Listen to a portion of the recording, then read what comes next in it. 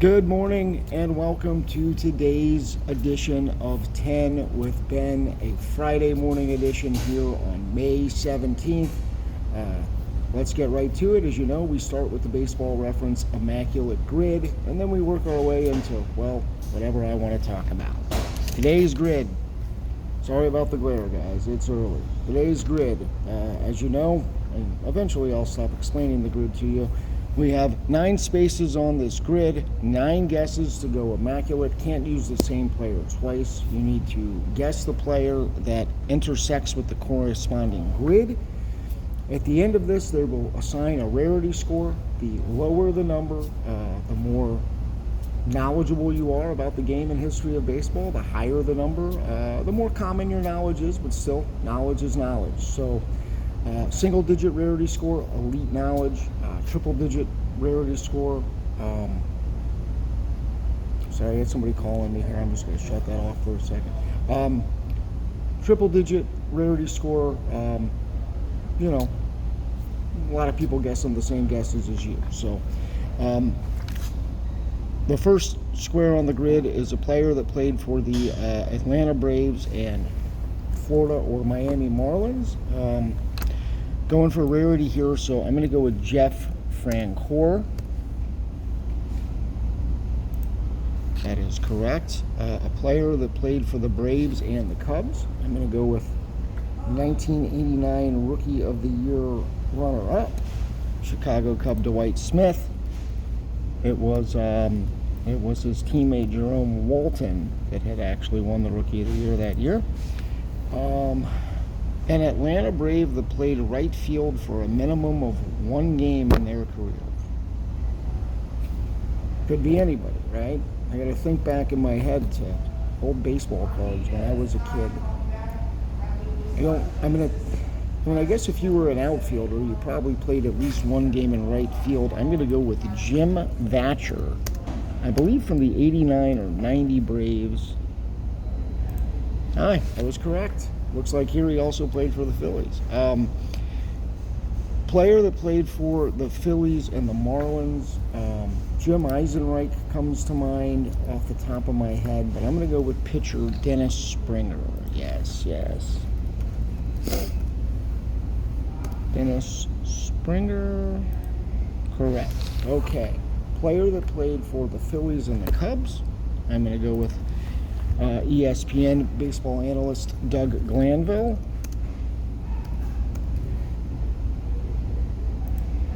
All right. Player that played a minimum of right field, or played right field for a minimum of 1 game for the Phillies. Just going back to the old baseball cards, failed prospects. I'm going to go with Wes Chamberlain, who, when I was in middle school, the rumor went around that he was one of Wilt Chamberlain's kids. He wasn't. All right. Miami Marlin that's won a Silver Slugger Award. That's our final category, right? The Silver Slugger. And the Marlins haven't been in existence very long, right? We know probably Gary Sheffield won one. We know for sure Miguel Cabrera, Stanton, Yelich. I'm going to go with the third trio of that outfield, Marcell Ozuna. Yes. Okay. Silver Slugger for the Cubs, right? Got some obvious answers here. Andre Dawson, Sammy Sosa. Oh, man. You know what? This question came up once before on an Immaculate Grid. Who is it? Catcher, not Joe Girardi. Michael Barrett.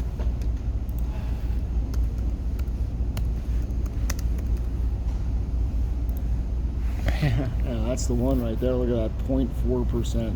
And a Silver Slugger that played right field.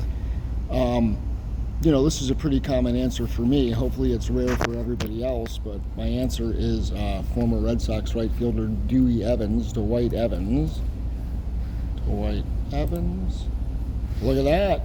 Immaculate, 9 for 9, rarity score 8. We are in the single digits. We are among the elite when it comes to baseball knowledge.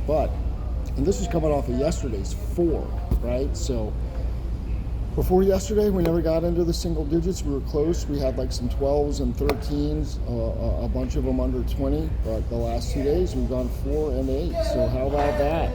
How about that? All right, so what do we want to talk about? I guess that there's so much that we could talk about, right? In the world of sports, Game 7 coming up after that blowout last night, the Timberwolves over the defending champion Nuggets.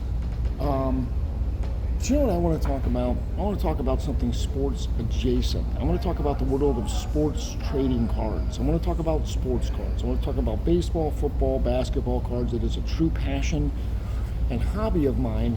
And for a lot of people, it's become big business, right? And what's happened is, at the manufacturing standpoint, there's become a lot of competition.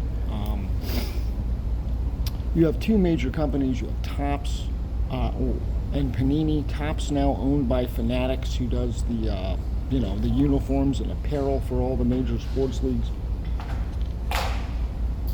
Panini, a European sticker company that's been around for 50 or 60 years. So Topps, now owned by Fanatics, has the official Major League Baseball trading card license. So they're the official card of Major League Baseball. They're the only ones allowed to use team logos, players in their uniform. They're the official card. Panini, for now, holds the official trading card license for the NBA and the NFL. And they've had it for the better part of a decade. Those licensing agreements are due to come up here in 2026. And the way that this has worked in the past is that if you're a trading card company, and listen, if you haven't collected in a while, you're probably asking, well, what about Upper Deck? What about Fleer? Listen, Upper Deck still has the NHL hockey card license. That's the only major license they hold. But what I'm saying is, in the past, when these licensing agreements would come up, the major companies, Topps, Panini, Upper Deck, would present a proposal to the players' union and to the league office, and of course a bid to get that license, and they would assign it. Fanatics, since they bought Topps, has kind of changed the rules. They've used their apparel licensing to influence the leagues, and they already have agreements in place for the NBA and NFL license before they expire. They're going to take it over when Panini's license expires. And a lot of people, they think that's a good thing, right? Topps, that's the major name in the trading card company. It's good that they should have all the major licenses. But it's dirty business at the top because of that. What Fanatics is doing in acquiring those licenses for the future, but not having them now, is they're kind of screwing over the collector before we get there. But one thing about the world of sports cards is that generational talent fuels demand, drives up prices, if you're looking to sell or trade these cards. And here in the last calendar year, we've gotten C.J. Stroud, fantastic rookie for the Houston Texans, quarterback, and Victor Wembanyama, generational talent for the San Antonio Spurs. Now, Panini, which holds the NFL and NBA license, can make cards of these guys in their official uniform. Fanatics, Topps cannot. But what Fanatics has done is they've signed Wembanyama and Stroud, along with a host of other players, to Fanatics exclusive autograph deals. So one of the big things now, and these cards are expensive, are getting autographed cards in packs of players and the hot players. But by signing these guys to exclusive deals, collectors are unable to get Victor Wembanyama or C.J. Stroud autographed rookie cards, official rookie cards in their pro uniforms with pro logos out of packs. They can't do it because of this exclusive autograph agreement by Fanatics. And Topps and Fanatics are making unlicensed products to put these guys' rookie autographs in, but it's not the same. I mean, you want to pull a C.J. Stroud autograph rookie card of him in his Texans uniform, right, with NFL players around them in their uniforms, or do you want to pull autographed CJ Stroud rookie card of him wearing a pair of sweatpants and a black t-shirt, right? It's ridiculous. And I don't know. I just think that the greed involved and the rivalry, because listen, we're talking about sports cards, not sports, but this is a rivalry, Topps and Panini. This is Red Sox Yankees. This is Lakers Celtics, right? And they just, one wants to screw over the other, and the collector and the hobby, we're the ones getting screwed over in the process. So that's just my thought on it. And I'm going to talk a lot more about Fanatics, Topps Fanatics, and their company direction in the sports card hobby in some future episodes here. But, you know, also, like a sports rivalry, you got a lot of people in the sports card hobby that are Topps guys or Panini guys. And I don't know. You know, a lot of people are fine with it. A lot of, oh yeah, you know, I'd rather have it on an unlicensed Topps card than on that Panini garbage. But, you know, okay, whatever. You know, the fact is, as collectors,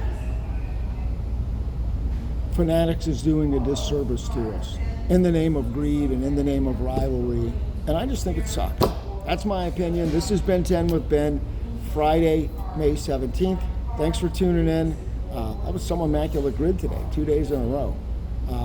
Looking forward to seeing you guys on the next episode. Like, subscribe, tell your friends. 10 with Ben.